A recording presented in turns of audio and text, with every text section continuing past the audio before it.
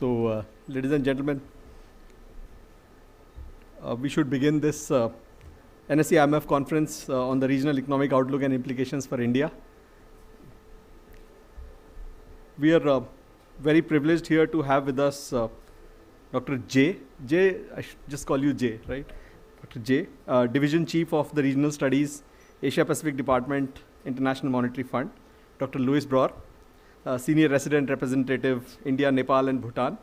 Our distinguished panelists today, Dr. Rupa, Rege, Nitsure, Group Chief Economist of L&T Financial Services, Dr. Shubhada Rao, founder of QuantEco Research, and Mr. D.K. Joshi, Chief Economist, Crisil. The world and regional outlook, economic outlook, as you all know, is the most widely followed flagship publication of the IMF. Published twice a year, the report gives a detailed analysis of the macroeconomic events and policies that affect the growth trajectory of the world and regional economies. The report also presents near and medium-term projections for key macroeconomic indicators for several countries. We start our program today with a welcome address by our CEO of NSE Indices and Data Analytics, Mr. Mukesh Agarwal, and followed by a presentation by Dr. J on the Asia Pacific regional economic outlook. This presentation would be followed by a panel discussion that would examine the implications and prospects for the Indian economy. So, Mukesh, please.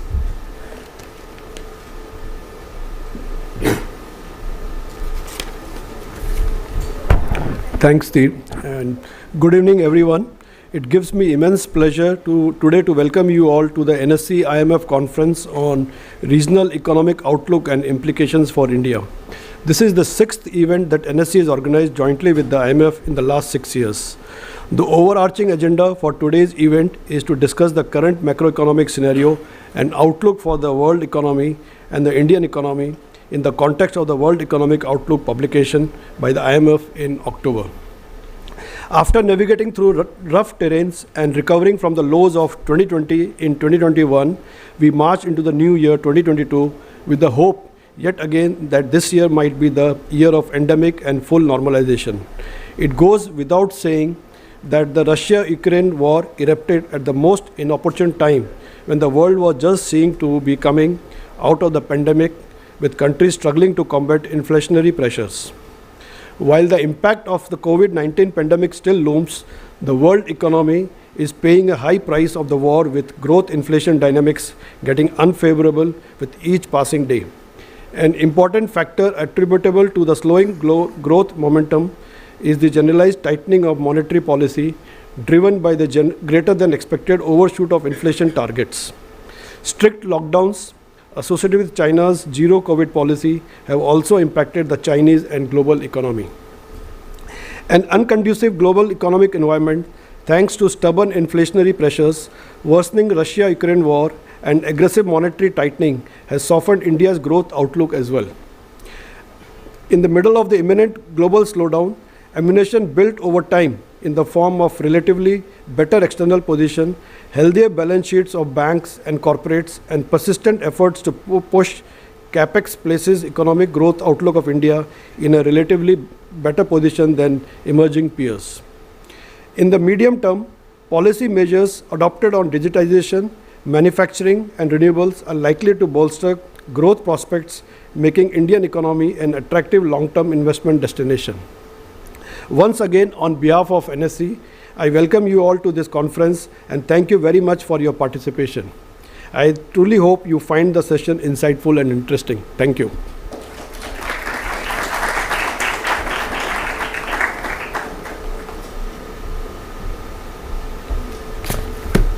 Thanks a lot, Mukesh. See, I think one would generally have thought that pandemic is over, offline programs will have their allure. Maybe it will take some time before that dummy gets significant in our models. Online dummy remains significant.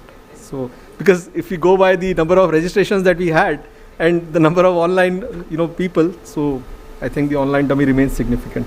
So, it's my pleasure now to call Dr. J to make the presentation. Dr. Shanaka Jayanath, who's called J, is currently IMF's Asia Pacific Department's Division Chief of Regional Studies in charge of APD's flagship Regional Economic Outlook publication. Prior to this, he was Mission Chief for Myanmar and Deputy Division Chief covering the ASEAN Macro Financial Surveillance. His past stints include the IMF's regional representative in the Philippines, Mission Chief to Tonga, and extensive surveillance and program experience in Asia and Africa. He joined the Economist program at the IMF in the year 2001 after completing his DPhil in economics at Oxford as a British Chevening scholar. He's published several academic journal papers on a wide range of topics, including inclusive growth, monetary policy, inflation, bond markets, banking and finance, macroeconomic models for emerging markets, and co-edited books on ASEAN and Sub-Saharan Africa. Over to you, Jay.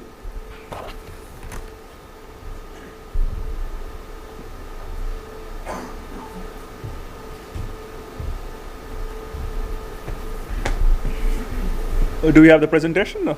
Oh, the clicker? Oh, thank you. Okay, I just do that, right? Yeah. Okay, perfect. Thank you. Thank you. Pleasure to be here, and thanks for NSE to organizing this with us. It's good for the IMF to be here with all of you all. So, as it was mentioned already, twice a year we publish World Economic Outlook and Regional Economic Outlook. I mean, we have quarterly updates, but the two, flagship, in April and in October, we have produced these annual reports.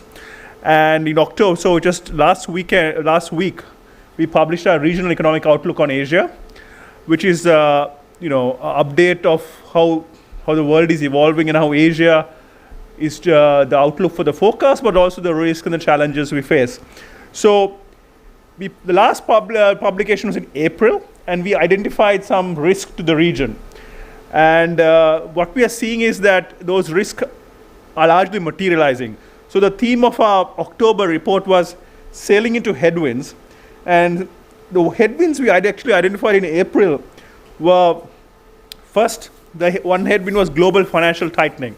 In April, when we talked about this, we hadn't seen the financial tightening as yet. But now we see it more broadly. So you see that the Federal Reserve, which we will hear tonight, what happens, but already you can see, given what we believe, what we expected just a few months ago, or even 6 months ago, the expectation of the Fed funds rate is quite high now, right, compared to what we expected. 4 to 4.5, staying there for a while. That's at least the FOMC projections. Markets have got somewhere there. So we've had the global financial tightening. Local yields in Asia have gone up. But if you see, the advanced economies yields actually generally higher than the, say, pre-pandemic average, which is quite a moderate period, right? While emerging Asia, yields have gone up, but they're not much higher than the average of the pre-pandemic period of moderation, which means that I think it explains a few things. One is that inflation went up a bit later in Asia, particularly emerging Asia, where the recovery was a bit delayed compared to advanced Asia, but which also means that rates could go higher, right? Because rates are not that high historically, I think, yet. When it comes to capital outflows, is what you think about when financial tightening in emerging markets. It's significant. It's actually, if you look at the cumulative outflows as a share of your international investor position, right? Because it depends how much money you have, external liabilities, so you have to compare outflows compared to external liabilities. It's actually similar to the taper tantrum. So if you look at like week 32, after the Ukraine war, outflows are similar what we've seen in the region to the taper tantrum. So it's a significant event, but this time there's been more differentiation. I mean, yes, taper tantrum, there was a fragile 5, and unfortunately India was a part of it, but this time it's even more dispersed. There is some differentiation going on. But an important point, I think, is this. Taper tantrum, we all know what happened. The Fed reversed course, right? And it was a temporary. Here we don't expect the Fed to reverse course. And if anything, they've doubled down. So I think that's the different context we have to start thinking about things. So the second headwind, that was the first headwind. What's the second headwind? Is the war in Ukraine. Here we know Asia, we are not directly affected, right? We are indirectly affected mainly through commodity prices because we are a net importer of commodities. So prices went up of most commodities. But most commodity prices have come down to pre-war levels. There are some prices which are higher. Wheat, coal is actually higher because of energy. So there are some prices, but most prices have fallen back, right? So the initial months of the war, you saw that the terms of trade deteriorated because we are mostly oil importers. Exchange rate movements, which is the green dots, explain most of it. Most of the variation in depreciation. Now we are still depreciating, but it's not all, it's more dispersed. So there are other factors playing a role like interest rate differentials, right? So our exports from Asia to the rest of the world actually held up quite well till about July. And it's only since July have exports started weakening because export demand from Europe and US were actually strong. Export real demand from US and Europe was strong till about July, August. China was already contracting in import volume terms. But what held us up was US and Europe. But now if you look at the export orders, it's negative, contractory. So the slowdown from the Ukraine war, particularly Europe and to an extent US, is only going to hit us now. It's hitting us now and for the next maybe a few quarters. So that's something to keep in mind. The third headwind is the slowdown in China, right? We've been revising down our forecast in China. So our forecast now is 3.2 for this year, 4.4 for next year. Sounds like we are expecting a rebound, but you don't understand, it's just a technical rebound, right? 4.4 is not that strong either, but this year 3.2 is the lowest growth China has had since second lowest growth since 1977. Okay, so we know what's going on in China. One is the zero COVID strategy, right? Whenever they shut down, mobility goes down, supply chain disruptions have an impact, growth falls. And we've done some new, you can look at our report, we've done some, which is available on the website. We've done some new spillover work. What we know spillover work is what happens in China affects the region a lot, right? It's so much bigger now and it's a big trading partner.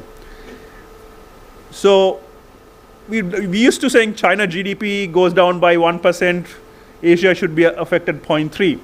That was, given the data we had, that's the best we could do. But now we can separate supply shocks, demand shocks in China.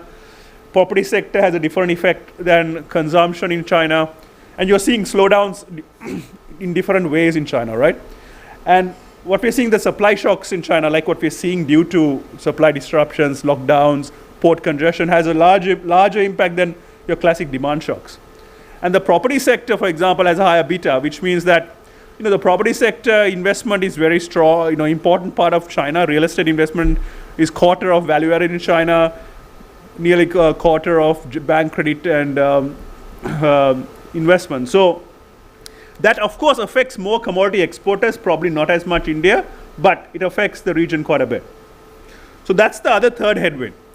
All this put together, these are the forecasts we had in this October compared to April.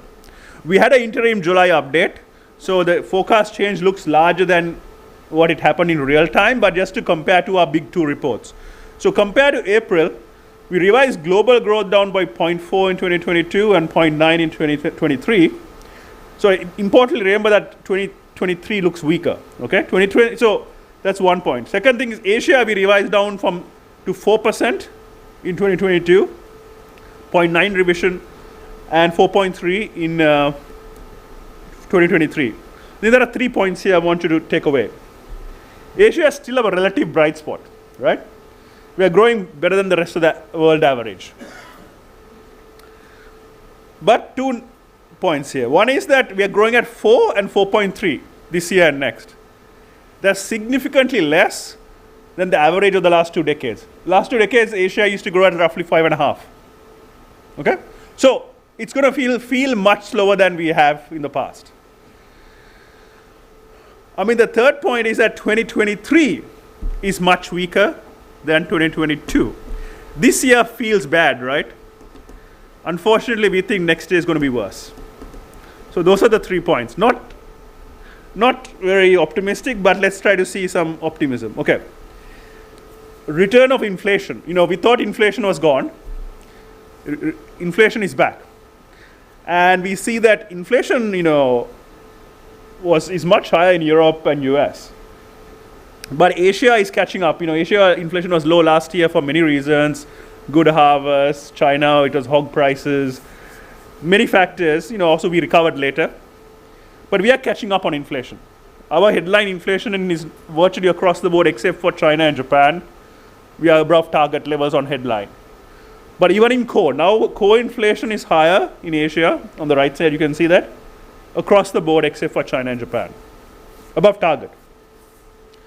Output gap, which is a sense of the slack in the economy. There are still some negative numbers there in Asia. But there's a great uncertainty on what slack is. But the main point is core inflation is already above target. So if core inflation is already above target, I think the bigger question that rather than saying I have so much slack, if there was so much slack, core inflation should be coming down. It's not really. So I think there's a bigger question on there's a huge degree of uncertainty on output gaps. And I think that's one of the recent lessons from the US mistake on inflation. We thought it was transitory, not factoring some sectoral dynamics, labor force issues, but also the fact that, the slack might not be well measured. So given this, that core inflation is higher than target, and we need to bring it down, we are seeing central banks hike interest rates. So then the question is, where does this go? Because we said, we already saw the Fed hiking a lot. That means global interest rates are going up. We can insulate ourselves to a degree, but how much? But then also we see that our inflation is above core inflation. So how much can we insulate ourselves? Here I'm just presenting you what the market is saying, because since you're also in the market, if you do the surveys we get, well, markets expect Asia's hiking cycle to be fairly shallow, right? Yes, they expect most Asian economies to raise interest rates further. They've already raised interest rates. Markets expect them to raise a bit more. Not very high. At least not even high as a Fed, from a delta sense, right? Also the markets, shall we say, expect inflation, to be high this year, 2023. But 2024, they're all saying we are back at target. So that seems like we shouldn't worry too much. Maybe we don't have to hike so much, and maybe the market's also not saying that we're going to have to hike so much. But in the IMF, we worry a bit, right? And we try to see what are the risks. So I'm showing you the right-hand side. Just if you look at the market rates, right? What you have is that if you look at market nominal rate expectations, and then you take your inflation forecast, right, of the markets, or you take anybody's really. Real rates are what matter, right? Real rate is nominal minus expected inflation. That's what you think changes consumption in savings behavior. That's negative right now. We all know real rates are negative. But it's only gradually going above zero.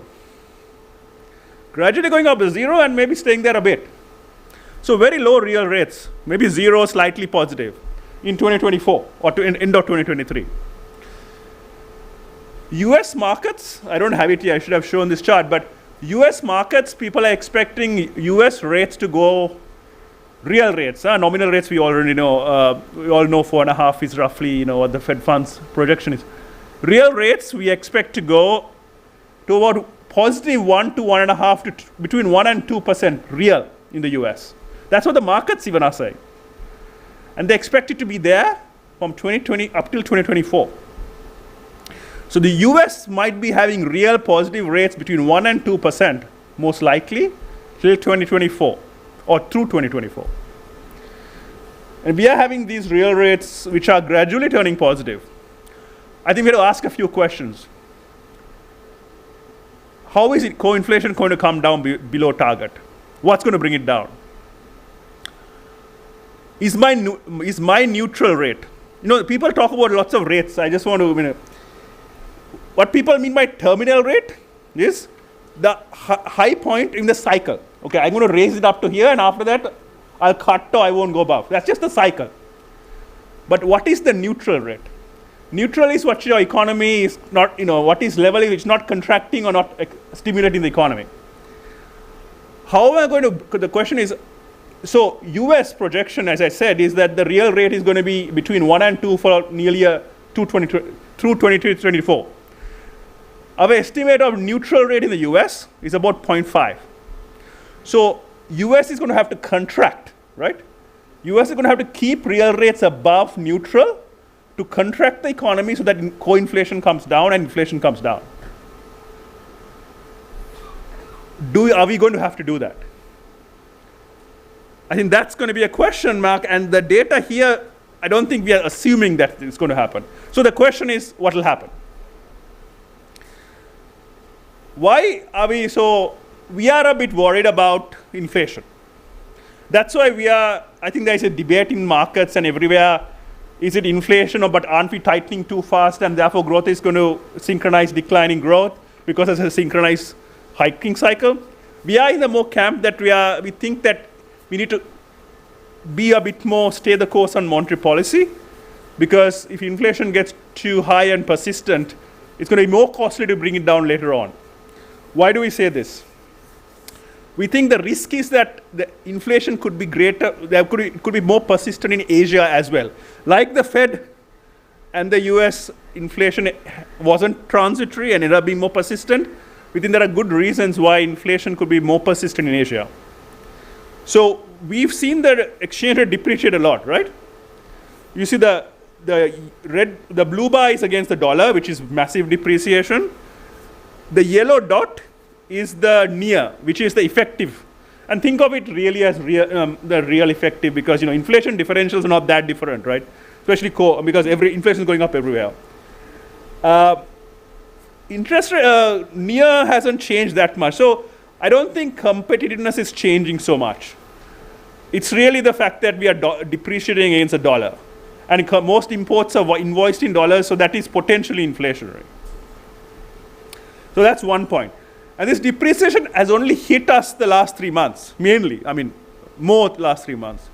Which means, and given pass-through, you'd expect that inflation to hit us through the next 6 months. It's already hitting us, but it'll hit us more through the next 6 months. First point. Second point, co-inflation, which is excluding food and fuel. The work we've done, there's a paper published, we published early March, I think. We looked at shipping cost, which was important with the supply chain disruptions, crude oil and food. We see that those 3 factors have a big impact on co-inflation. So the idea that, people say it all depends whether there's second round effects on whether we should respond. In Asia, it seems there are second round effects automatically, at least in the data, right? So it's quite pervasive to have second round effects on co-inflation. Second point. So we have depreciation going to hit us inflation. Co-inflation is sticky also. We're already above. It's sticky, and we have factors what might still drive. Although headline inflation coming down will bring down maybe core a bit as well. But then the pass-through of inflation, exchange rates. So we think exchange rate pass-through has fallen a lot because central banks have become credible, and we think exchange rate pass-through may be 0.1 on average. 0.1 means if the exchange rate depreciates 10%, headline inflation goes by 1%. That's the mean estimate for headline for pass-through in emerging markets, and it's not very different for Asia. We estimated it as 0.07. But we all ran these regressions over the last decade and a half, or 2 decades, on fairly low inflation. So what we did some new work on, what if we look at the episodes of inflation and how pass-through happens at different levels of inflation, dollar invoicing. Pass-through can be higher when inflation is higher. Sounds very trivial, but it's, but this is pass-through, it's the delta. So not only is it you're having more depreciation, but how much people will adjust for 1% change in the exchange rate is also higher, potentially. So if pass-through also could be higher, inflation again could be more persistent than we think. So these are the reasons we think that, at the moment, the risk of balance of policy mix should be to anchor inflation expectations and make sure inflation comes down rather than worry too much about, not too much about, so what's the word? The balance is more towards inflation control rather than output. So that's monetary policy. On fiscal, I just want to make a few points. So debt has gone up everywhere, right? Asia debt has gone up as well. Asia used to not be a high debtor. India was always a high debtor, at least public sector, but rest of Asia wasn't a high debtor. But now whole of Asia is a high debtor. Asia is the largest debtor in the world. It went up from 25% of world debt to 38%. Now Asia is the largest debtor in the world. We're also the largest saver, right? So it's not necessarily bad, but it's just to give you a sense that we are no longer in Asia a low debt region. And China is also a big part of the story. Some countries have household debt issues, some countries have corporates. I'm not going to go through, we can maybe discuss if people have questions. Let me focus on the fiscal. Given that debt have gone up, I'll use India for example, right? India was even before the pandemic was high debt, right? Post-pandemic it's even higher. What is it, 84, 89% of GDP now. So let's think of, if we just did the maths here, on the right-hand side, what you're seeing is the maths. What is the primary balance? So the primary balance is your deficit minus interest payments, right? Because that's the stance of, you can't control interest payments because of the past policy. So this is the stance of fiscal policy.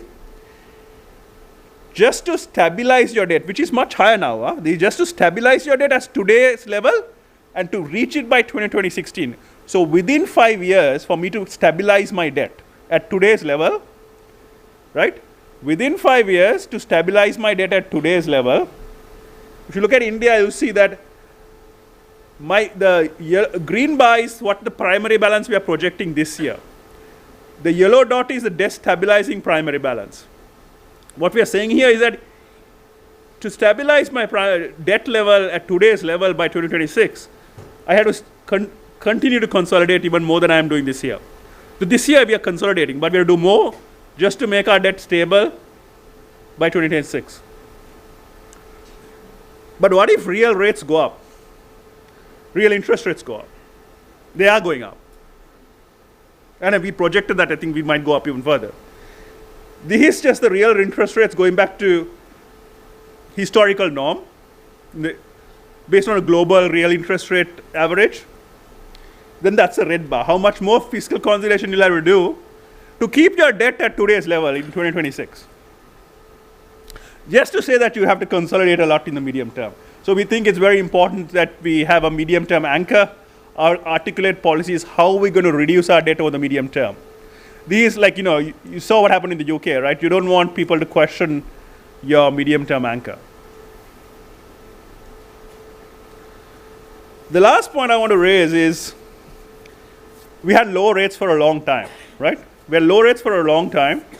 Now we're having higher rates. The other worry when that happens is what? Are corporates in a good shape? Households as well. I'm not going to focus so much on households because households are less leveraged in India than other parts of Asia which have much more problems. Corporate debt, India has one of the few countries who deleveraged recently, right? But that's because we had problems before. But in Asia, the share of debt of vulnerable firms, what we define as vulnerable firms are firms with interest coverage ratio less than 1, is quite high. It's quite high. So where we stand now is this. We expect interest rates to go up.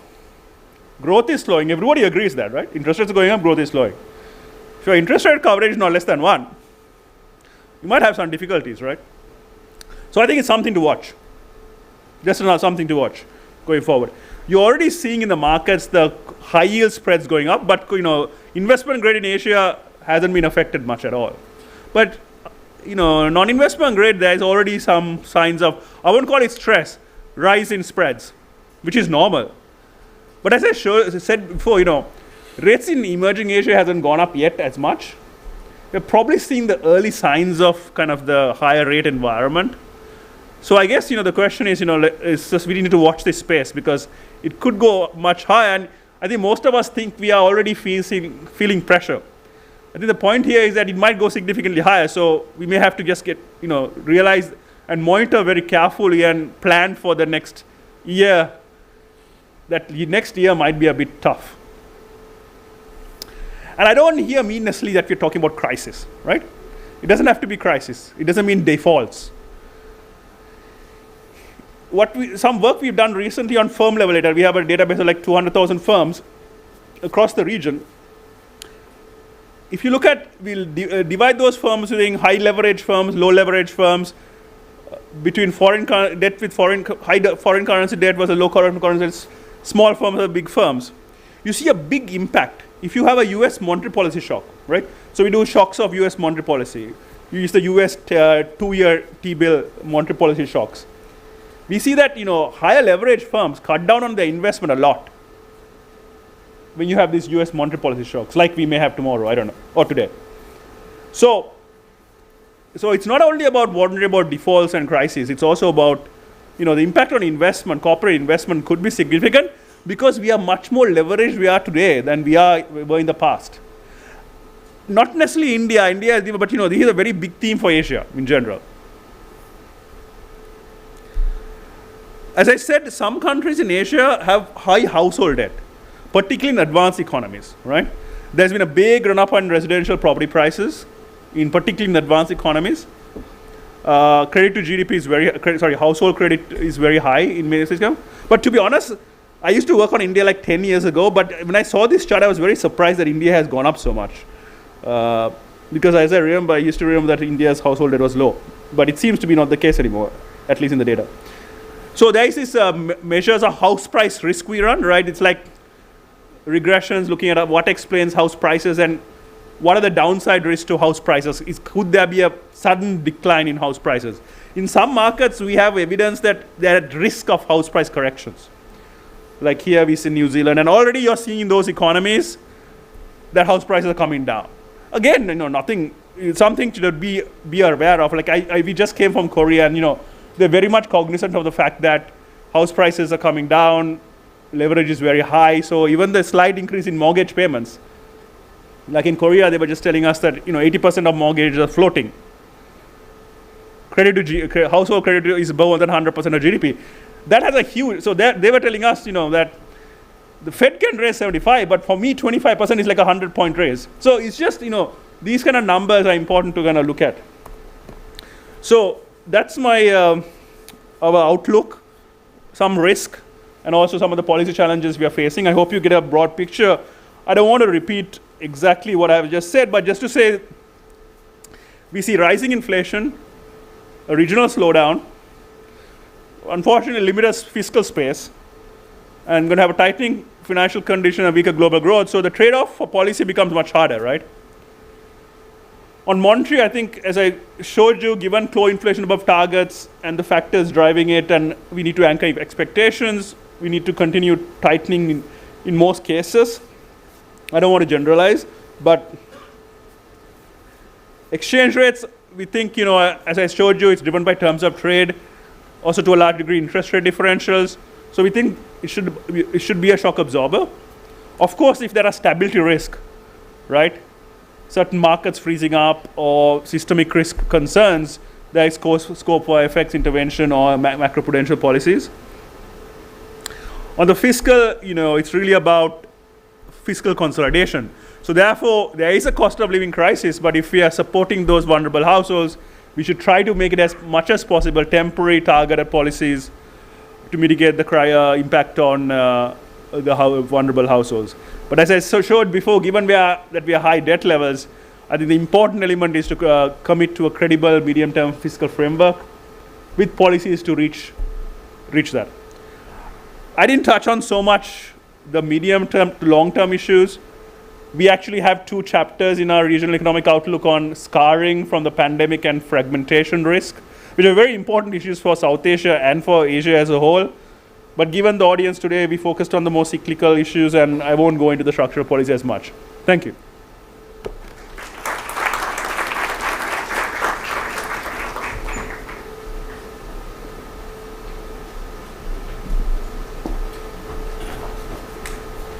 Thank you, sir, for the insightful presentation. We would start with the panel discussion now. So may I request all the panelists to come on the stage, please.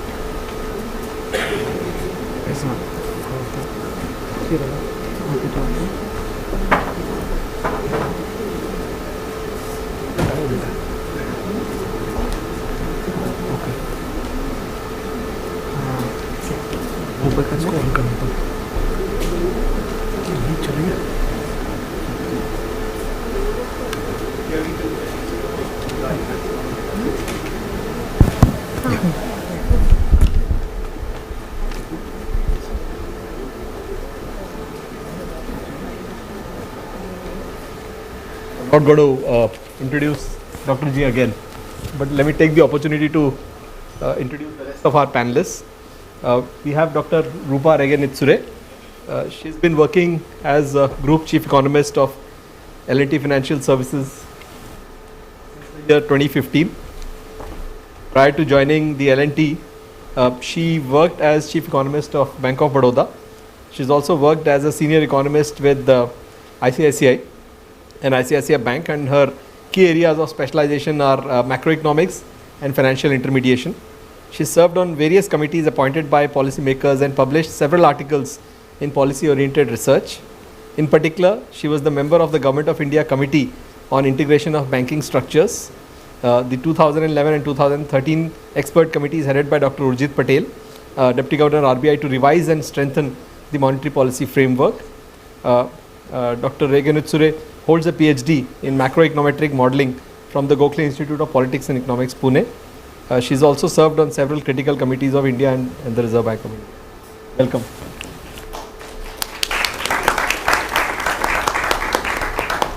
My next panelist is Dr. Shubhada Rao.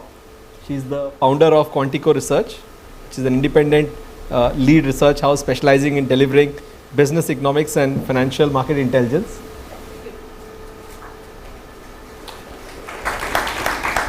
Corporates and investors.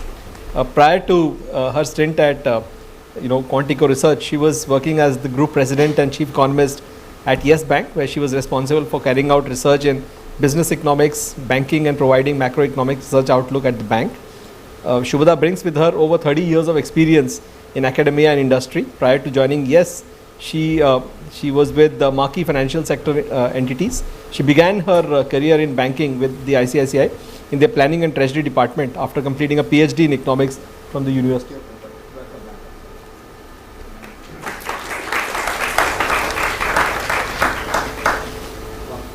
Last but certainly not the least, Joshi, Chief Economist of Crisil, a dear friend. He has been working as the Chief Economist of Crisil, and where he has been involved in consulting assignments which cover demand forecasting and assessing the macroeconomic scenario and its implication for corporate clients. Mr. Joshi has been involved in analyzing and monitoring the impact of macroeconomic shocks on the economy. He has extensive experience in macroeconomic analysis and medium-term assessments of the Indian economy. He's been a consultant to state governments on several fiscal issues. He's also the co-chairman of the Economic Affairs Committee of Bombay Chamber of Commerce. He's been a member of the working group of savings for the 12th five-year plan. Mr. Joshi has spent over 30 years in economic research and consultancy.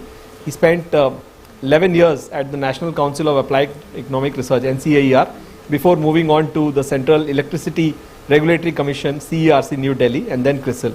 He holds a master's degree in economics from Punjab University, Chandigarh.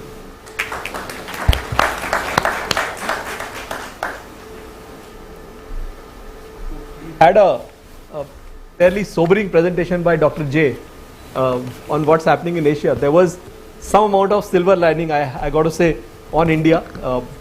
One of the things that clearly comes out is while corporates in Asia are over leveraging, India does not have that kind of a problem here.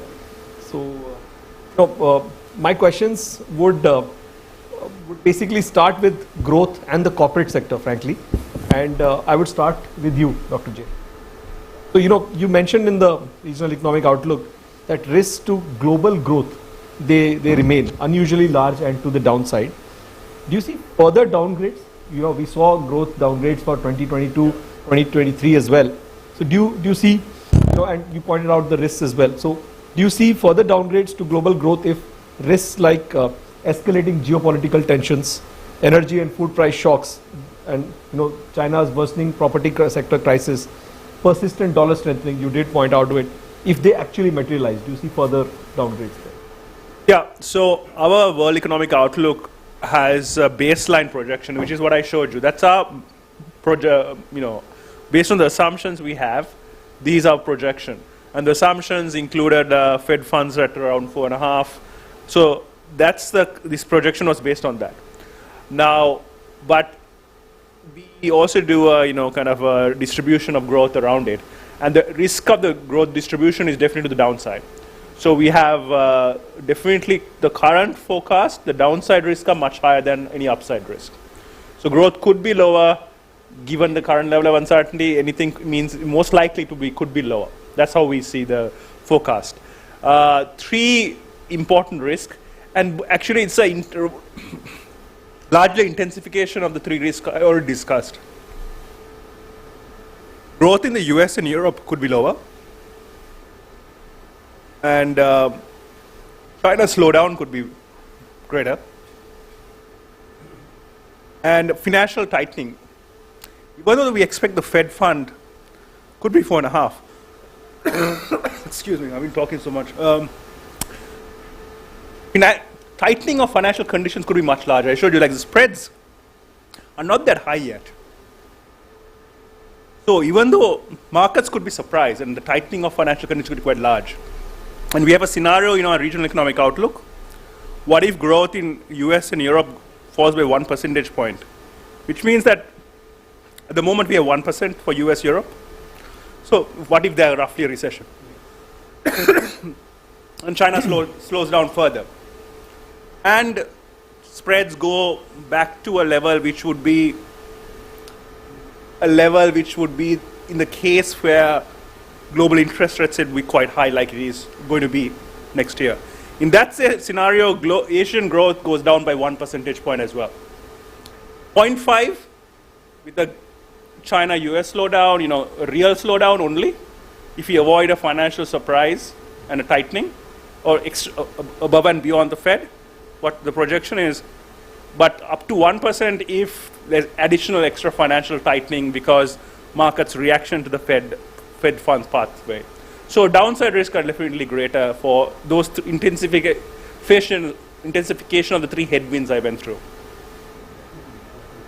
I mean, a linked question, because part of our panel discussions is also to see the implications for India. I have to ask, so what do you see and how do you see India's growth trajectory planning out over the, vis-a-vis the global growth trajectory?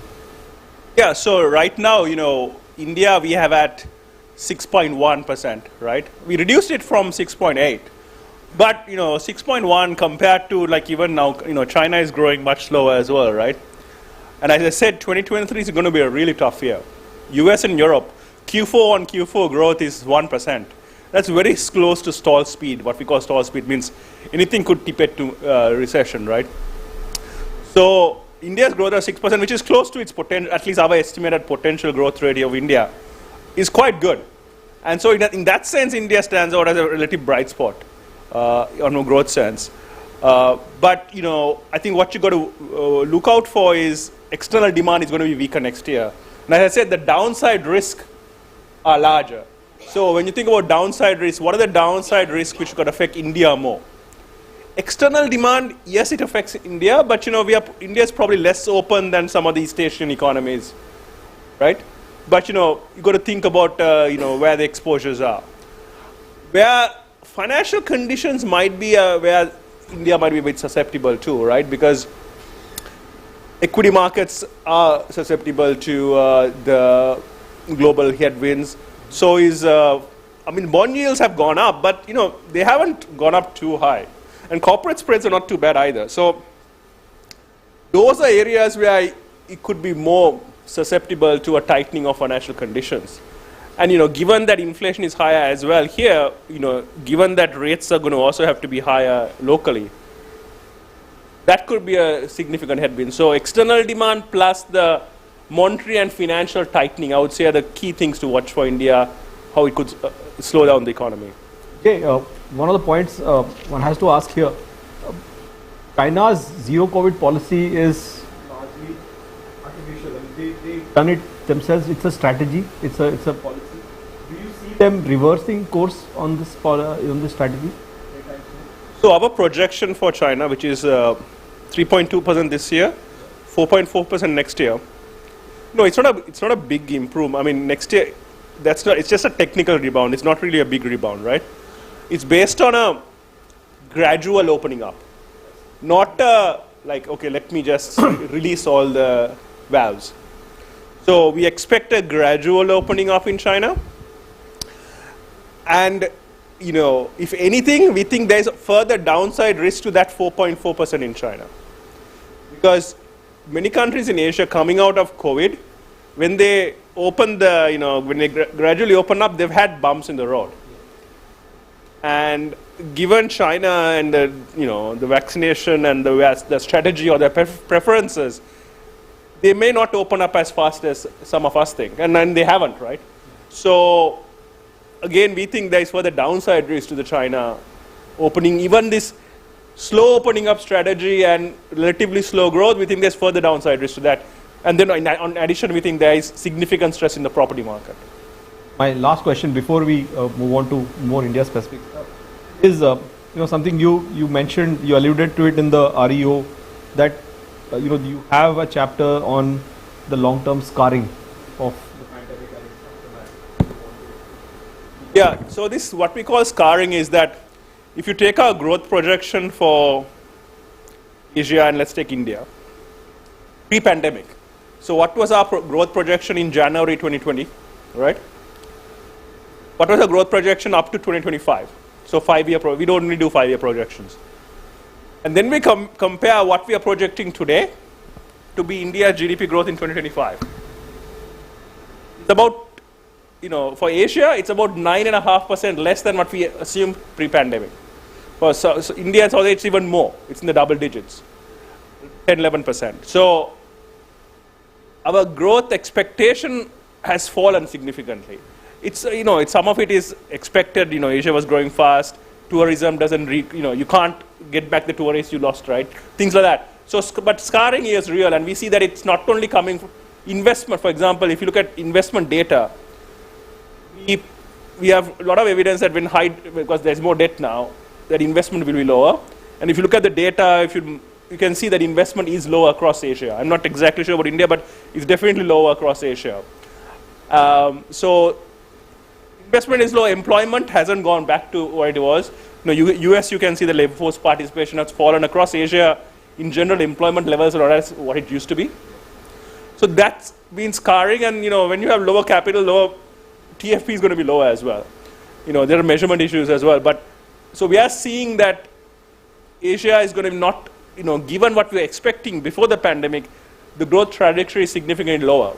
And that's why, you want to think about what policies can you to raise potential growth. We had similar estimates from RBI as well in terms of the long-term impact. If I move on to DK now. Sir, GDP growth for the first quarter was around 13.5% below expected. Growth is expected to moderate further in coming quarters as the base effect sort of weans off. while private final consumption expenditure, PFC, excuse me, and capital formation did report an uptake on an annual basis. On a sequential basis, we've had some amount of contraction. When do you finally see solid ground for recovery? The current recovery that we have. Well, I think it's more slippery ground right now. I think the solid ground is not even visible in the IMF outlook that we saw. I think it's a period of uncertainty that we have to negotiate. But I think you are right. The GDP growth came in a little lower than what RBI was expecting and what even we were expecting. My sense is some of it will get revised upwards. The industrial production data typically gets underestimated. And so we will see some upward revision, I think. But for the next quarter, the GDP growth will halve. I think we around 6.5% in the second quarter. And the reason for that is the base effect, I think, is. But I think having said that, there are some drivers, I think, which will keep supporting economic activity. One of them is no functional disruption. So everything is, there is a rebound in services. I think some of the strong points like the bank credit quite strong, banks being in a good financial health, corporate sector being strong, I think these will allow you to take additional shocks. And if the environment is good, I think the corporates can invest at a faster pace. If it is not good, they can absorb the shocks. So I think it's in some sense, it's a good position to be in, I mean, as far as that is concerned. Now, talking about the sequential decline in growth, I'm a little wary of taking that analysis too far because the seasonal indices themselves have got quite disrupted. And I think I also, whenever the output comes, you hear that I think one person is saying there is a sequential uptick, the other is saying there's a sequential downtick. I think a lot of this has happened. So I think I won't take that. I would take that with a pinch of salt. But I think what you can also look at is as a percentage of GDP. Yeah. I think that private consumption has risen. Investment has risen over the last. So I would say that these are at least accelerating faster than the overall GDP. And I think they are in some sense drivers. I mean, I would look at it in that manner. Now, I think the issue with private consumption is that while it is aggregate level, it is strong, and the festive season went off reasonably well. There is a dichotomy there. I mean, the K-shape that you talk about, and I think the most visible example is your automobile sector, where the high-end automobiles are selling like hotcakes, and you have to wait for a year to get the delivery, whereas the lower end are not performing. And I think when you so that is, I think that's the broad brush on the consumption side. And my sense is, contact-intensive services-led consumption will continue. It will benefit the urban areas more because these services are more in urban areas than in rural areas. And so, and the wage increases in urban areas have been much faster than in rural areas. So I think the rural-urban dichotomy in consumption will also play out, which it is playing out to some extent. As far as investments are concerned, I think the utilization of capacity has increased. RBI points out, we also look at that. So there is a need to invest in some segments. So here again, I think the sectors which were quick to invest or where the capacity utilization improved were infrastructure linked. So even if you look at the core data that came out yesterday, steel, cement, I think these are all linked to the infrastructure spending of the government. These are reviving much faster. The others are a little slower.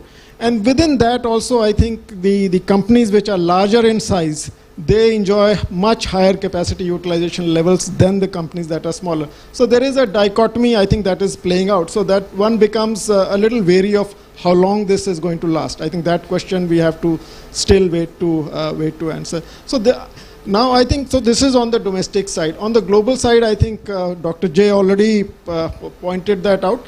I think my worry is that the external account is going to subtract more from the GDP than it did in the previous, because your imports are rising in real terms and the exports are going to be much slower. I think that's because exports are going to get hit both from the real exchange rate appreciation as well as from the slowing global demand. So X minus M component of GDP is going to be much larger. And I think that will be a bigger drag. I mean, and I think that will be accentuated by what's happening on the financial conditions side, where I think Indian financial conditions are getting impacted more by global factors right now than by the domestic tightening. Actually, if you draw a heat map of what influences financial conditions, most of the global factors are in the red, whereas the domestic factors are still, I think, they're turning yellow or so. So I think it's a story that is still playing out. I think the many factors are looking good for India. But I think when you look at the global environment and India, what we did was, I think I'll close with this. I think we plotted the GDP growth for advanced countries, which are supposed to slow down very fast in 2023, and GDP growth for India. What you notice is that in the last 20 years, the growth cycles are remarkably synchronized. I think absolutely, I mean, I've used the IMF data to do that. Whereas the trend is divergent. I mean, India's trend is trending up over the last 40 years, the advanced countries trending down. So I think from a near-term perspective, which we are discussing today, I think what happens to advanced country growth is very critical. I mean, and US and Europe alone, which are expected to, I mean, S&P forecast is around 0.2% with a chance of a more severe slowdown there. I think then it will definitely impact us through the trade channel. Cautious than in the IMF. I'll touch upon both the capital formation bit and the external account points that you raised, sir. But I would move to Rupa now. Ask her about what do you think, how do you see how high frequency consumption indicators shaping over the next few months? How do you see the growth momentum sustaining over the current festive cheer, ma'am? I mean, there is the divergence that DK spoke about in luxury vehicles versus automobiles, that's also there in two-wheelers and PV sales. How do you see this playing out?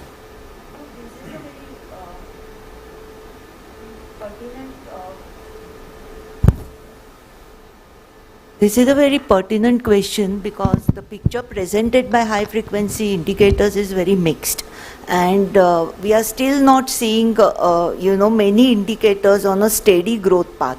There are lots of flip-flops.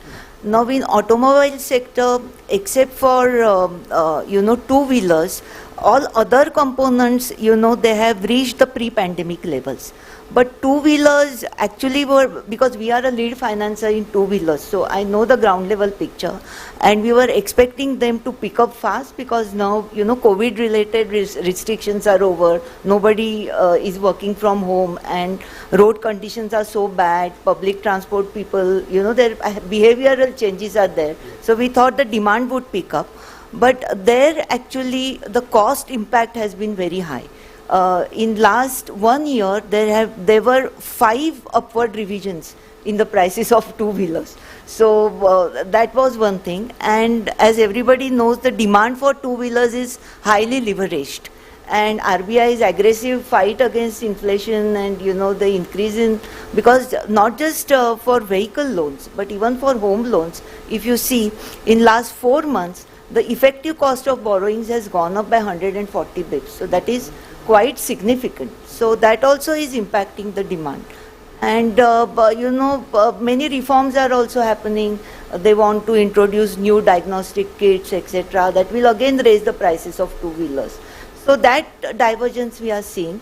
And I feel that within two-wheelers also, the point which DK mentioned, that urban-rural divide is very significant. Because two-wheelers has components like scooters, motorcycles, mopeds. So actually the demand for scooters is steadily rising. So urban demand is intact. But rural demand for mopeds and motorcycles, it is showing a degrowth. But if you ask me whether that is reflective of slowdown in rural demand, I will not conclude that. Because in rural area, there is a slow pickup of consumption demand. But the investment demand in rural areas has picked up well. And that is getting reflected in higher demand for tractors because, they are seeing better prospects for winter crop, higher water reservoir levels, etc. If you see the sales of commercial vehicles in rural belts, they are higher than that in urban this thing. So point is that the consumption demand in rural belts is still weak. But investment demand has started showing the signs of recovery. But yeah, so that's why, I am not so confident about the future outlook for high frequency consumption indicators. Because if I see the sequential month-on-month variation, then many things which are red in few months, they get into yellow or red in... Get a mixed story. So it is still a mixed story, yeah. I'll come to capital expenditure. I'll ask Shubhada now. So capex, DK mentioned also about it. It has remained important for the government, since the onset of the pandemic. Even prior, corporate capex was not picking up. Government capex has been fairly strong. But now, amidst rising subsidy bills, compressing margins that can in turn impact corporate tax revenues, do you see a muted fiscal impulse? One of the things that Dr. J also pointed out was his solution is some amount of fiscal prudence is probably good for now. Definitely, I think past two budgets, the government has done an expenditure switch more towards capex and not as much the support to revenue expenditure growth. In the absence of private investment cycle, I think it's bound to be a natural phenomenon that government needs to pump prime, and that rightfully it has been doing so. Last year it did so. Today, so far, the capex has done exceedingly well as far as the government is concerned. Yes, what is giving them confidence to continue with the capex is the revenue buoyancy, particularly the direct tax buoyancy, which both corporate and income tax and CGST all have been really significantly higher than even the budgeted run rate. So definitely revenue buoyancy, tax buoyancy has given them the confidence. But on the other side, your subsidy bills, as you said, have swelled up and significantly, particularly on food and fertilizer. I mean, perhaps by the end of the year, we would see even Stevens, maybe we could see 2.5–3 trillion rupees of upside on tax revenue projections coming in actual numbers. But on expenditure side, we could also see 2.5 or thereabout trillion upside, both on account of food and fertilizer subsidy. Question is, how does it pan out for the next 6 months, and will this hold up well? We believe that there is a momentum as far as government capex is concerned. They feel pretty confident in terms of the growth. Yes, growth in the second half will slow down, no doubt. In a part of it would be optics also.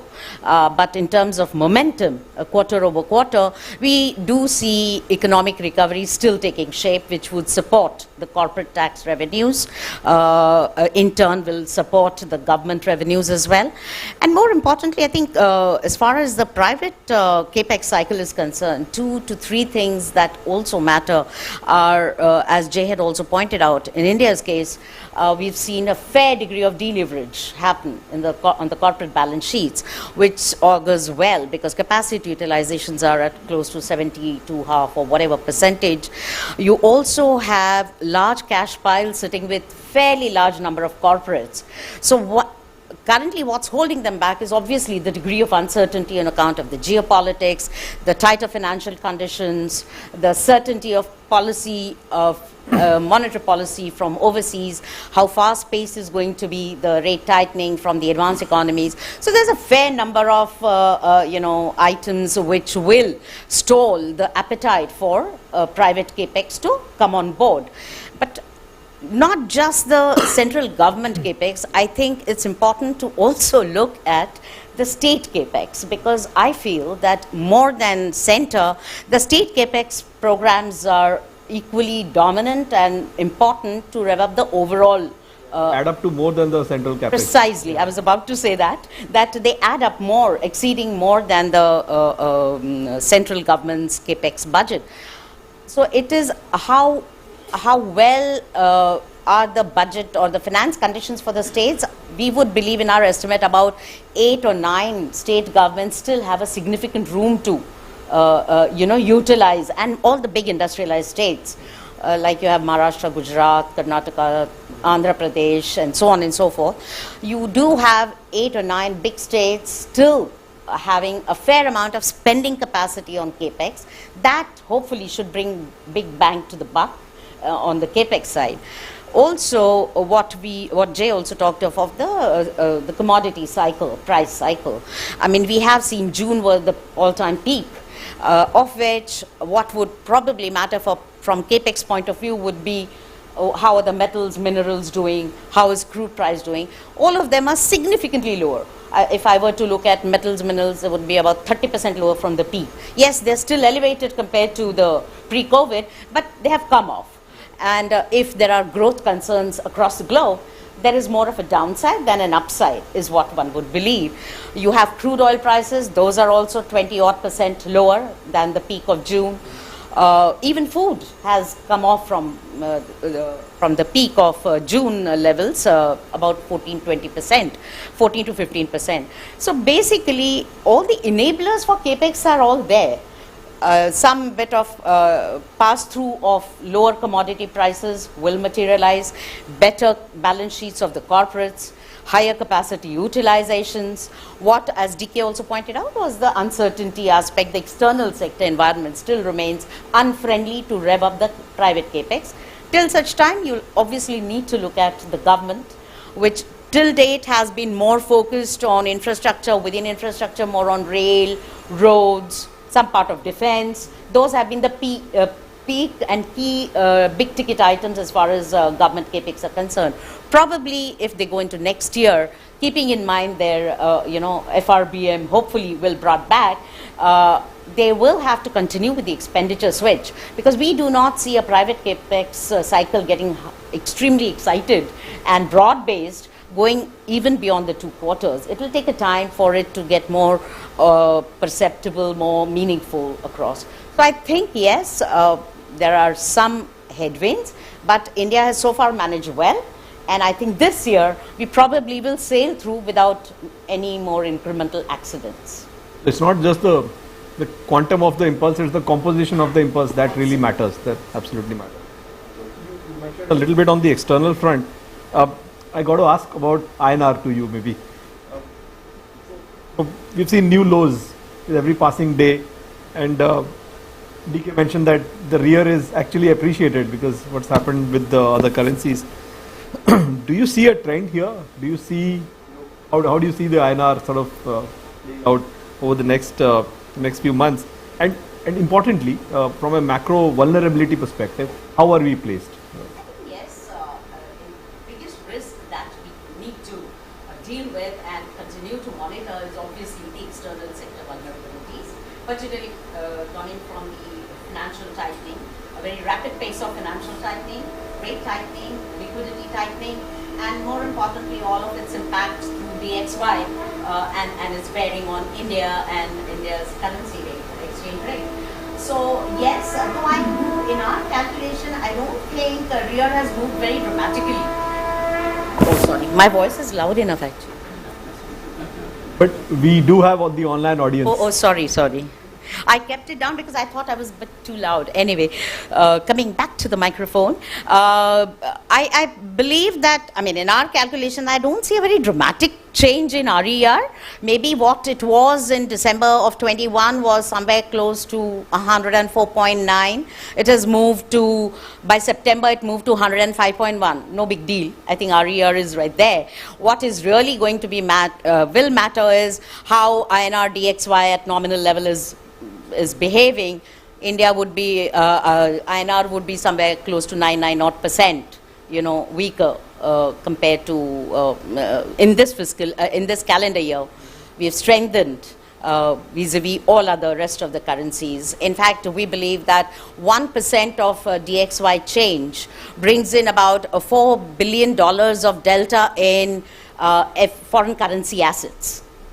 So that explains your non-dollar reserves and what has been happening in terms of, and its impact in turn on RER and so on. Don't get the valuation figures from the RBI anyway on the So basically the vulnerability is how does RBI plan its, and RBI will need to plan its path of, how much of depreciation, how much of intervention and so on and so forth.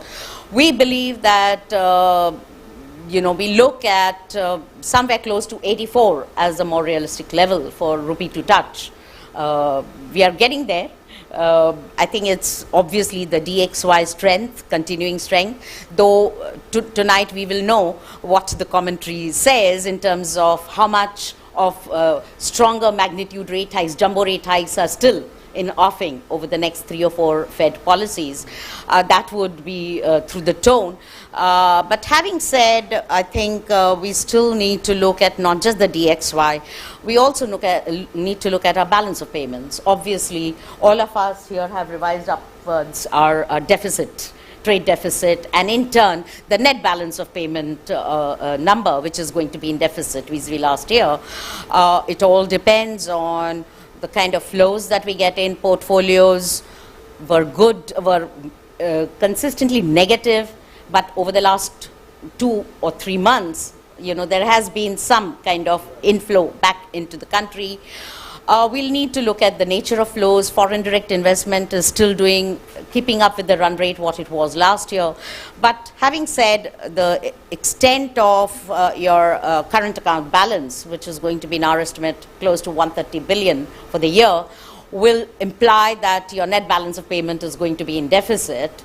And how much room does RBI have to protect and preserve the pace of depreciation? I would think RBI would let somewhat of it go in terms of allowing the rupee to depreciate more. How much does it help exports? We don't believe that it would. Wanted to ask that question. Do you think any fillip on exports? I would think it matters more what happens to the global demand than the currency depreciation. And just if you look at a kind of a proxy for global demand, if you look at global imports, okay, you look at the historical data. Of course, this is a new, a flock of black swans, not just a black swan. So past 2 years have been a flock of black swans, sorry. We still believe that a 1% delta in global imports actually has a close to 1.5% delta on India exports.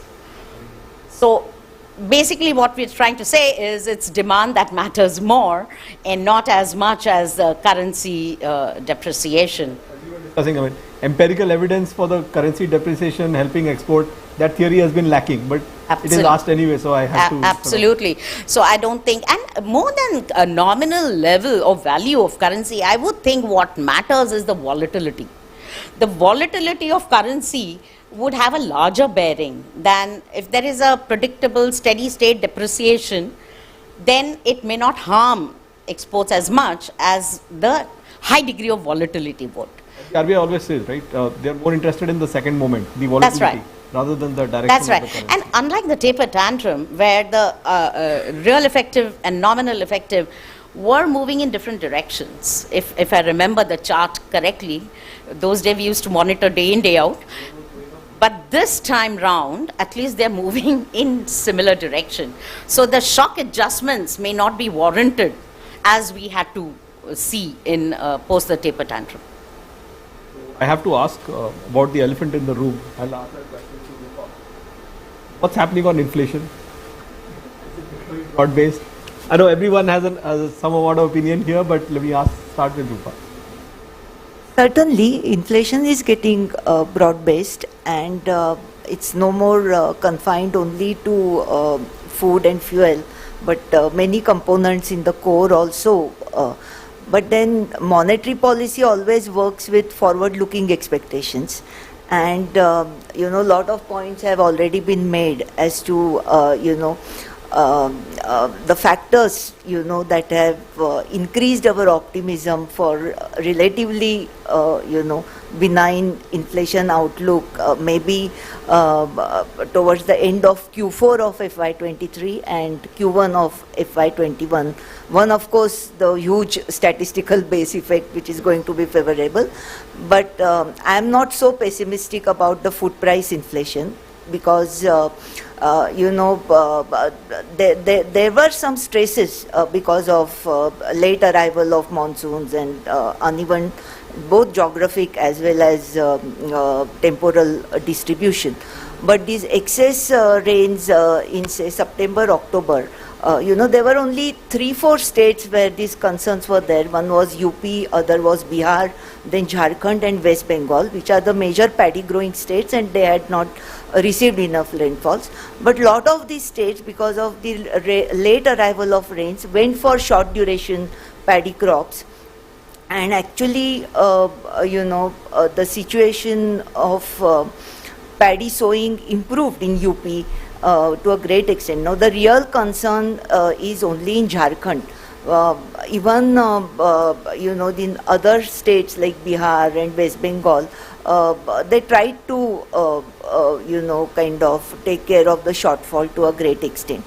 And then with, fourth consecutive year of above normal monsoon and such rich water reservoir levels, we are quite optimistic about the Rabi crop prospects. Rabi relative terms contributes more to food grain output than Kharif. Does, yes. And for me, the litmus test is, the collection efficiency of microloans or microfinance institutions, because our business in MFI is located in rural belts.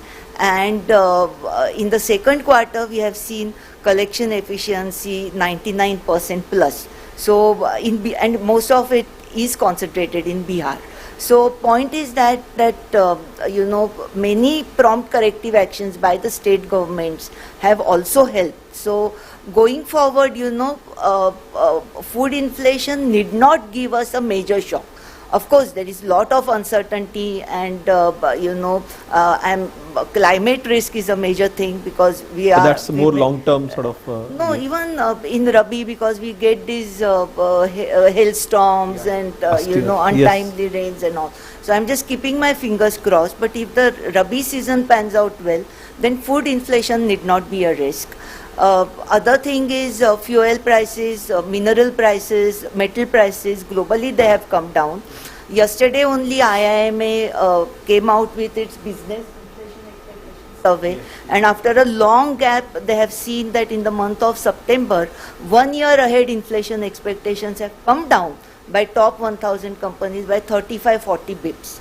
So point is that the divergent opinions expressed by some of the MPC members like J.R. Verma or Ashima, I support that if, at this juncture, if you look at the forward-looking inflation expectation, then definitely they appear to be moderated.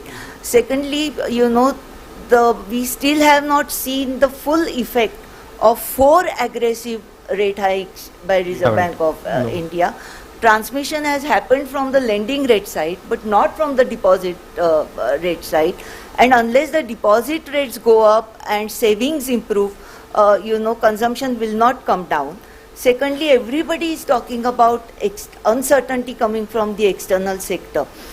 Now, when there is so much uncertainty, the forecasting of inflation or predictability of inflation also suffers. So point is that when, and the whole purpose of inflation targeting framework they're introducing, that was that monetary policy should respond to domestic growth inflation mix, and external sector stresses should be dealt with by other measures like forex intervention, or they may think of allowing more depreciation in exchange rate. Of course, that is inflationary. But then at the same time, we have these high levels of import tariffs. So if one has to control inflation, one can even look at reducing import tariffs. Also, I have a slightly divergent. It was done for vegetable oils and. Yeah, only edible oils. Edible oils, sorry, yeah. Edible oils and petroleum. But you see, there are so many other manufacturing components like solar powered modules and so many other things which really increase the cost push inflation for manufacturing sector. And just providing, these pressures could be dealt with using other measures rather than aggressive interest rate hikes. So, I know that we have not yet reached the terminal rate and inflationary challenge is immense. But nobody at this juncture can predict correctly that whether India's terminal rate should be 6.25, 6.5 or 6.75 because we don't know how inflationary trajectory is going to pan out.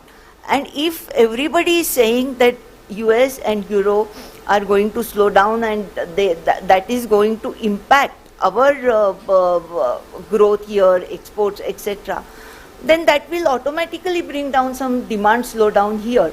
So if that is going to happen, then what's the point in aggressively raising rates now to control demand and create more stresses? Because you see, you asked me in your earlier question about this high frequency indicators for consumption demand. Now, if you look at home loans or vehicle loans as consumer durables, already we have seen the demand for that is getting moderated because of high interest rates. So, point is that we need to increase interest rates at a more modest pace rather than at an aggressive pace. Looking at our domestic growth inflation dynamics rather than paying a price for the actions by major global central banks. We should let the impact of our interest hikes also play out. Let's Exactly. see what's the before we keep hiking. Because the demand picture here is very unstable. We cannot still conclude because there is rural urban divide. DK had made a point though that our imports are still going to be more affected. No, I mean they are going to be more resilient than the increase in exports in some sense because our so I think what I understood was on the y equal to c plus I plus g plus net x, the net x drag will be much more on GDP now. I mean it's already there. So and within exports also, if you see at margin depreciation does help. Because India's exchange rate in real effective terms throughout the history has always been overvalued. always It has always as made far as we can adjustments see the data. during crisis periods. Now this is a very different situation because here lot of market share will move to India from China because there are trade restrictions on China, Sri Lanka because our neighbors are in trouble. So all these PLI linked incentives and all. If you look at the composition of exports, even during the pandemic and even now, some of the exports of agro-based commodities, processed foods, etc., they have grown healthily. So wherever we can, if exchange rate depreciation makes our prices more competitive, I think they should allow exchange rate to depreciate, only control the volatility if it's concentrated in Some a shorter tailwinds on that period front of cannot time. be really ruled out. Yeah. I would like to ask, if the audience has questions here.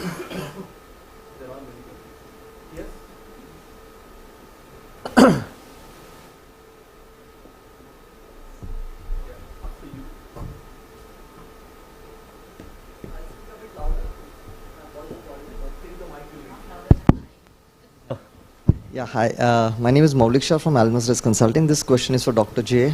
I have another question for Dr. Shubhada, but maybe if you allow me. The Fed rate hike too fast, too soon, is it really going to lead to a systemic risk? We already saw a kind of a trailer in UK. And one more background to it, maybe the banks are quite healthier this time, but you're talking about an alternate investment space, and would that be a risk, a real systemic risk? Yes, sir.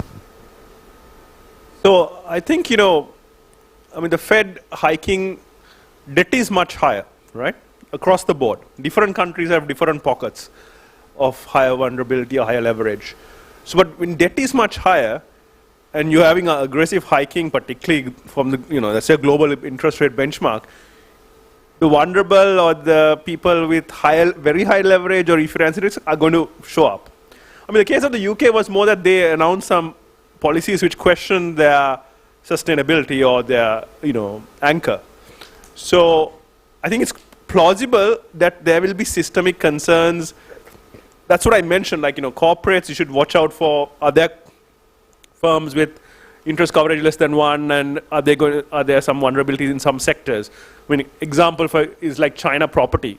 We know they're in stress already.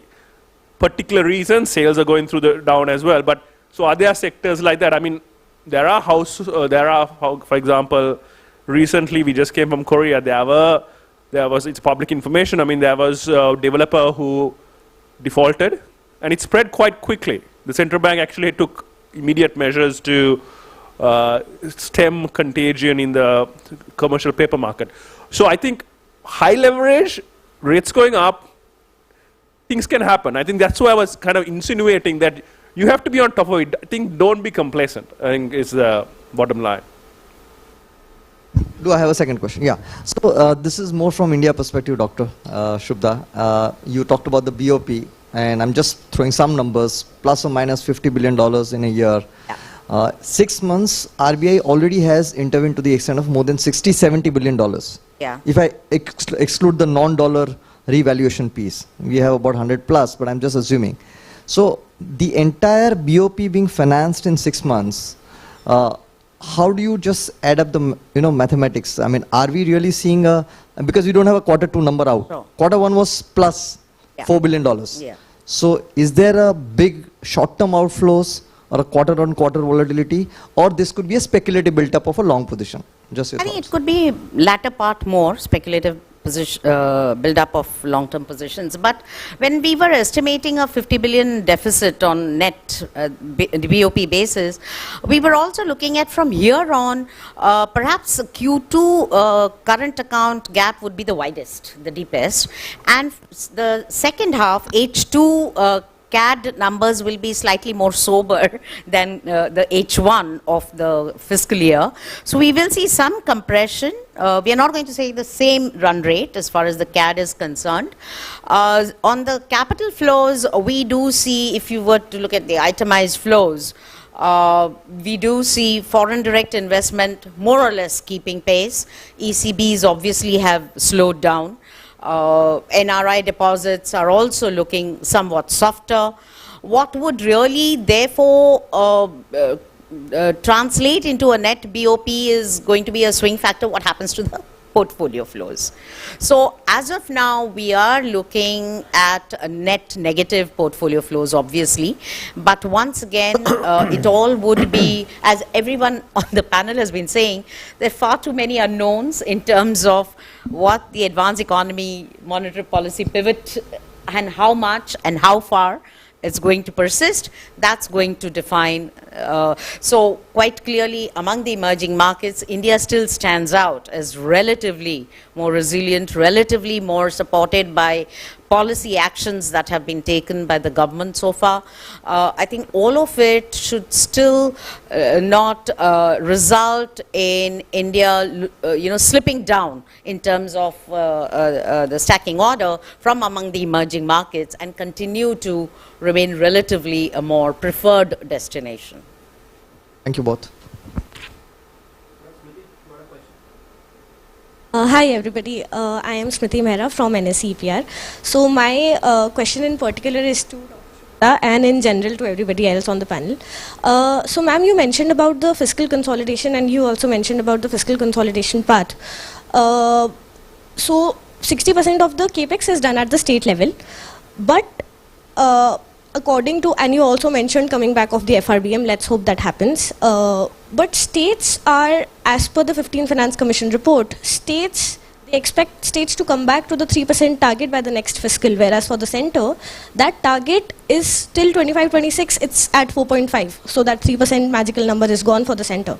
So how do you see this panning out? Because we know that states' capex will be dependent on whatever space they have.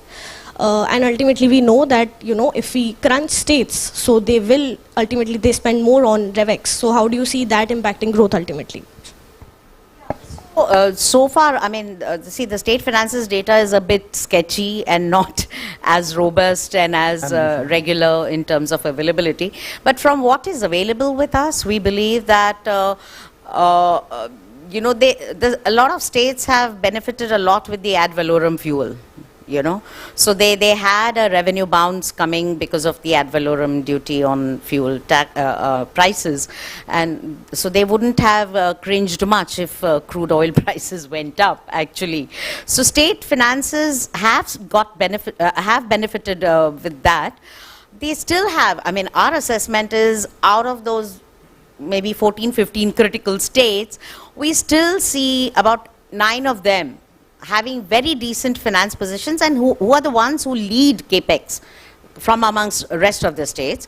They lead capex, so I don't think there would be a compromise in terms of meeting their respective goals of FRBM at 3% and going beyond 2.5.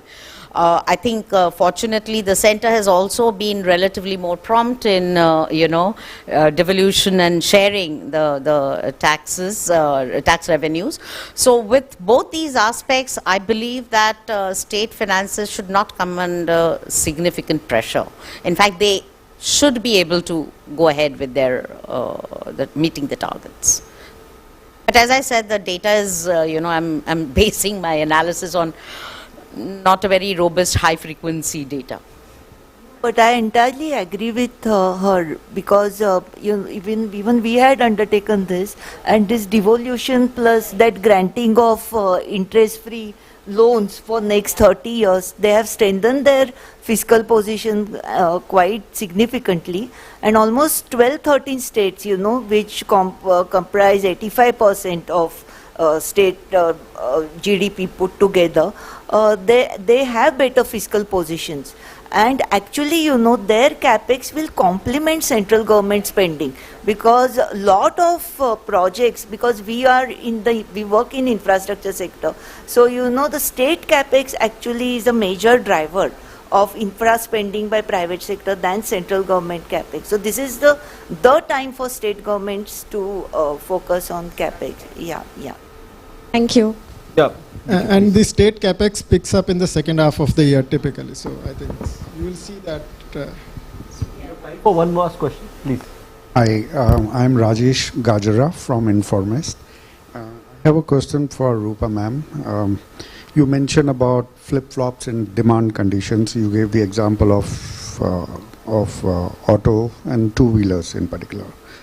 Now, and then we have been discussing about government capex, but in the private sector, despite all this demand uncertainties, and you also mentioned that the interest rate hikes are also having an effect on demand. They are subduing demand.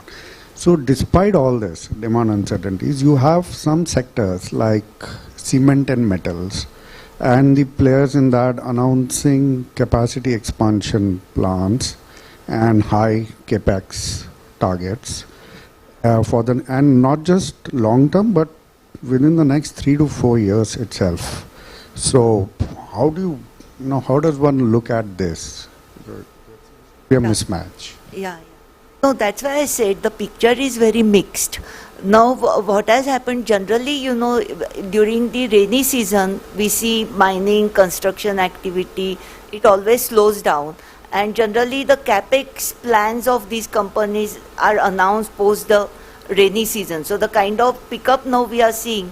And another thing which is driving the growth of cement, steel, is actually the real estate and housing sector. Because despite the fact that that sector suffered from liquidity crisis and lot of other issues, post RERA, IBC, etc., you see the demand for that sector is firming up. And in the post-COVID recovery, actually, the demand for office space, etc., has also started rising. So all these factors cumulatively, are helping certain sectors. But point is that home loans, or vehicle loans or whatever, consumer durables, white goods, the demand for that is leveraged. People borrow, and so if the interest rates go up significantly, then definitely, at some point of time, that demand, there is a likelihood that that demand may get impacted. Other thing is that, when I said that this picture is mixed, because you can see the divide, as I earlier said, between rural and urban, similarly organized sector, unorganized sector.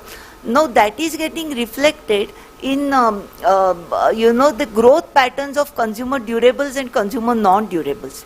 Consumer non-durables typically belong to the consumption basket of rural areas, and there we are seeing the weakness continuing, and that's why that the degrowth in that is getting reflected.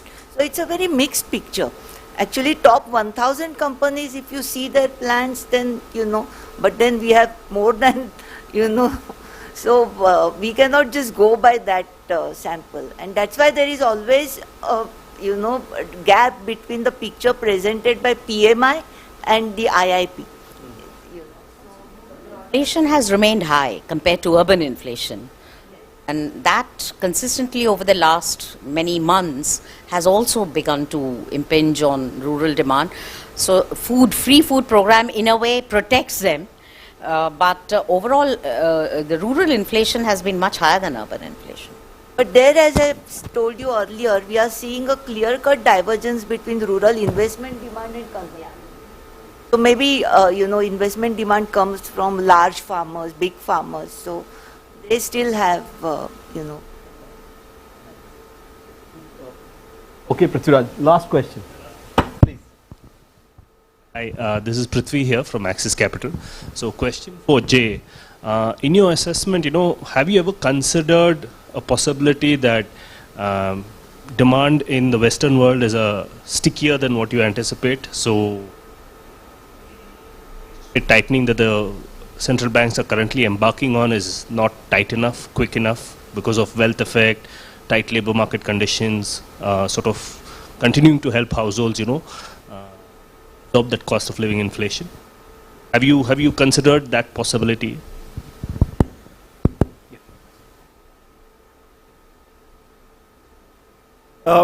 In our World Economic Outlook, we actually don't have, global interest rates at the Fed funds rate coming down quickly. Like, some market houses expect by end of 2023 they might even cut. We don't have that. So we don't necessarily, expect, labor market conditions in US are quite tight and it remains tight. So that's part of the reasons we think the Fed is going to hike and stay there for a while. They're not going to cut, they're going to stay there for a while. Implicitly, that means that we think that core inflation is going to be sticky. It's going to take time to come to 2%. It's going to take a long time. 4% maybe a bit sooner, but that's why we think rates are going to be. That's why I was emphasizing this point that what matters is the real rate, right, for the US. But the US real rate is going to be significantly high for a long time through 2024, maybe even up to 25. So yeah, we think it's going to take a lot to bring inflation down in the US. Thank you. In the interest of time, Sparsh, you can ask them after the program if that's all right. So I can do this. I can summarize the whole program and spend 10 more minutes, or I can give each of my panel colleagues 30 seconds for their 1 points. You have to make it in 30 seconds. We'll start with DK, please. Sir, 30 seconds. You're giving me the mic. Well, I think the point I wanted to highlight was that I think the structural strengths that India currently is witnessing, whether it is in the corporate balance sheets or the banking sector, or even the payoff from the reform like GST in tax collections, I think all these are going to hold us in good shape over the medium run. I think you'll see the benefits of that play out more over the medium run, and the investment focus of the government is also going to spill over. It has a higher multiplier effect, and it doesn't play out the same year. I mean, it plays out over a period of time. So I think these are some of the positives for the medium run. But the cyclically, I do see, I think the risk could be more than, to the growth could be more than we anticipate currently. Cyclical pain, but structural strength and right now, yes, I think it's I mean, not many countries have this structural strength right now. So I think that's. So, Dr. Rao. Very quickly, I think if we are looking at growth versus inflation, where should be the priority, both from the point of view of RBI and the government, I think I would believe that perhaps a shallower interest rate hikes is what we have in store. If we were to look at RBI study of the real rates in recent times, from 2% it has come off to 0.9. And that would tantamount to incremental rate hikes of another maybe 35 bips or thereabouts, if inflation doesn't surprise us humongously on the negative side. So shallower interest rate, in terms of inflation management, I think it is more of administrative steps that the government needs to really focus on, because food is the big swing factor in inflation. Points Rupa made actually. Yeah, absolutely. So and this government incidentally has had a good demonstrated capability of being proactive in managing food inflation. Of course, this was pre-COVID and pre-war, but I think administrative steps are going to be very critical. So therefore, the sum and substances perhaps focus on preserving and improving growth potential and inflation with these couple of steps. Dr. J. I would be very short, just to say that, we are very kind of, I don't want to be doom and gloom, but we are very much concerned about what's going on right now. But by all metrics, I think there's been a lot of uncertainty and events this year, but next year is going to be more difficult, in the sense of growth is going to be lower globally, and inflation is going to feel harder. So just to say that, I think that needs to be kept in context. I would just like in there. You ain't seen nothing yet. Dr. Rupa, please. Even that next year is going to be very tougher, and our growth picture is still quite in early stages and fragile. I think we should avoid any kind of policy shocks, whether with aggressive monetary policy tightening or aggressive fiscal consolidation. Both of these things should be avoided to safeguard India's relatively better position, because downside risks to growth, they outweigh upside risks to inflation at this stage. Dr. Rao also made this, that more than the quantum, the composition must be very, very important in terms of fiscal impulse as well. So ladies and gentlemen, that brings us to the end of this panel discussion. Slightly longer than anticipated, but all good. Thank you so much. Thank you. Over to you, Ashana. Please. May I request Mukesh sir to come on the stage and felicitate our panelists.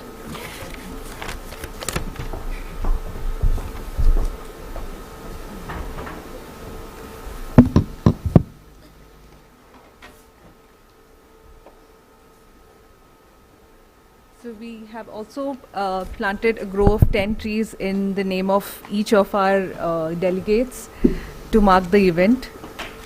To the certificates. 10 trees in Kashmir in the Dachigam National Park.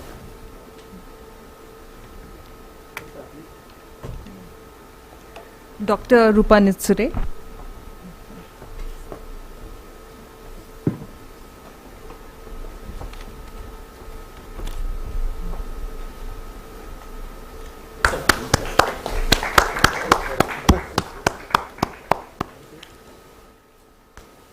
Dr. J.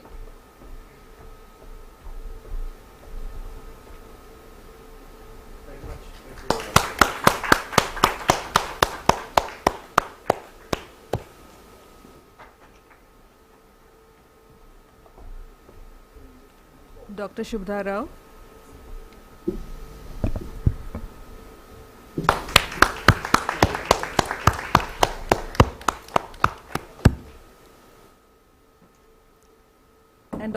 And Mr. Joshi.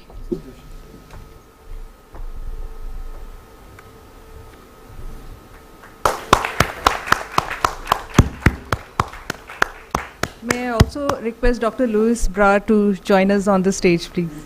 Please.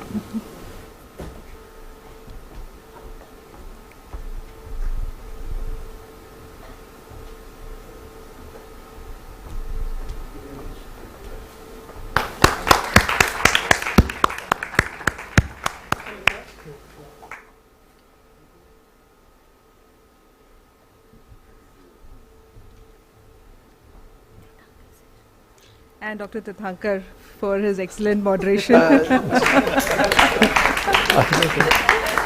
Thank you, sir. Thank you so much. Ladies and gentlemen, as we come to the end of today's event, it gives me immense pleasure to propose the vote of thanks for today. First of all, we are extremely grateful to the IMF for agreeing to organize this event along with us. I thank Dr. J for a very insightful presentation on the regional economic outlook for the Asia Pacific. Special thanks to Dr. Brar for his support and cooperation in organizing today's event. My heartfelt thanks to all our panelists for accepting our invitation to participate in today's discussion. Your incisive views and comments have made this discussion truly engaging and stimulating. I thank the members of the media who are covering today's event. Last but not the least, I thank all our audience who have joined us here at NSE and online for their participation. We truly appreciate the support and cooperation we receive from our colleagues at NSE, including our MD, Mr. Ashish Chauhan, for organizing this event. Thank you. Once again, I thank one and all for being here with us. It has been our pleasure to host you as our guest, and we look forward to your participation at future events of NSE. I would now request everyone to join us for high tea in the lobby area, please. Thank you.